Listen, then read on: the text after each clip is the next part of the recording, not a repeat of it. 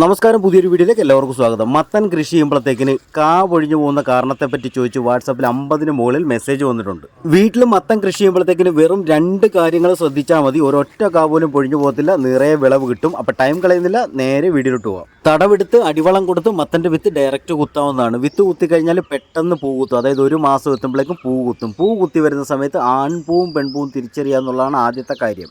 ഇത് അറിയാൻ പാടില്ലാത്തവർക്ക് വേണ്ടി മാത്രം പറയുന്നതാണ്. പൂക്കൾ 2 തരത്തിലുണ്ട്, ആൺപൂവുണ്ട്, പെൺപൂവുണ്ട്. നമ്മൾ വീട്ടിൽ കൃഷി ചെയ്യുമ്പോഴത്തേക്കിന് 4-5 ചോടോ നടുവുള്ളൂ. അപ്പോൾ പരാഗണം നടക്കുകയില്ല. പരാഗണം നടന്നില്ലെങ്കിൽ കാ പൊഴിഞ്ഞു പോകും. നമുക്ക് ഈ രീതിയിൽ വിളവെടുക്കുവാൻ സാധിക്കുകയില്ല. കാര്യം ചെറിയ കായ ആയിരിക്കുമ്പോഴേ കാ പൊഴിഞ്ഞു പോകും. നല്ല വിളവ് കിട്ടണമെന്നുണ്ടെങ്കിൽ നമ്മൾ വീട്ടിൽ സ്വന്തമായിട്ട് പരാഗണം ചെയ്ത് കൊടുക്കണം. എപ്പോഴും പൂ വിരിയുന്നത് രാവിലെയുള്ള സമയങ്ങളിലായിരിക്കും. ഈ സമയത്ത് തന്നെ നമ്മൾ പരാഗണം നടത്തി കൊടുക്കണം. പരാഗണം നടത്തി കൊടുക്കാനായിട്ട് ചോട്ടിൽ കായില്ലാത്ത പൂ, അതായത് ആൺപൂ നമ്മൾ പറിച്ചെടുക്കുക. പൂവിൻ്റെ ചുറ്റിനുള്ള ദളങ്ങൾ പൂർണ്ണമായിട്ടും അടർത്തി മാറ്റുക. അതുമാത്രമല്ല, ശ്രദ്ധിക്കേണ്ട ഒരു പ്രധാനപ്പെട്ട കാര്യമെന്ന് വെച്ച് കഴിഞ്ഞാൽ നമ്മൾ പറിച്ചെടുക്കുന്ന ആൺപൂവിൽ പൂമ്പൊടി ഉണ്ടെന്ന് ഉറപ്പുവരുത്തുക.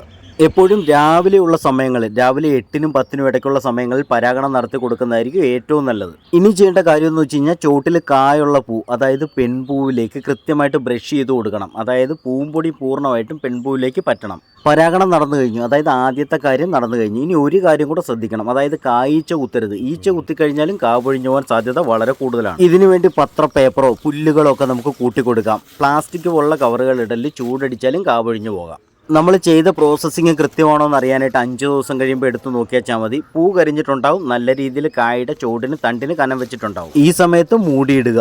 കാ അത്യാവശ്യം വലുപ്പം എത്തിയതിന് ശേഷം മാത്രം കവറെടുത്ത് മാറ്റും. ഈ പരിവാകുമ്പോൾ നമുക്ക് കവർ മാറ്റാൻ പറ്റും. തോടിന് കനം വെച്ചിട്ടുണ്ട്. ഇനി കായ്ച്ച കുത്തത്തിൽ അതുപോലെ പരാഗണം നടന്നിട്ടുണ്ട്, കാ പൊഴിഞ്ഞു പോലെ കാ നന്നായിട്ട് മുഴുക്കുകയും ചെയ്യും. കൃത്യമായിട്ട് നമുക്ക് വിളവെടുക്കുവാനും സാധിക്കും. ചെറിയ വീഡിയോ, വലിയ കാര്യങ്ങൾ. ഈ ചാനൽ വീഡിയോ നിങ്ങൾക്ക് ഉപകാരമായെങ്കിൽ തീർച്ചയായും ഷെയർ ചെയ്യുമെന്ന് പ്രതീക്ഷിക്കുന്നു. ഇതിൻ്റെ വിത്ത് വാങ്ങാനുള്ള നമ്പർ മുകളിൽ കൊടുത്തിട്ടുണ്ട്.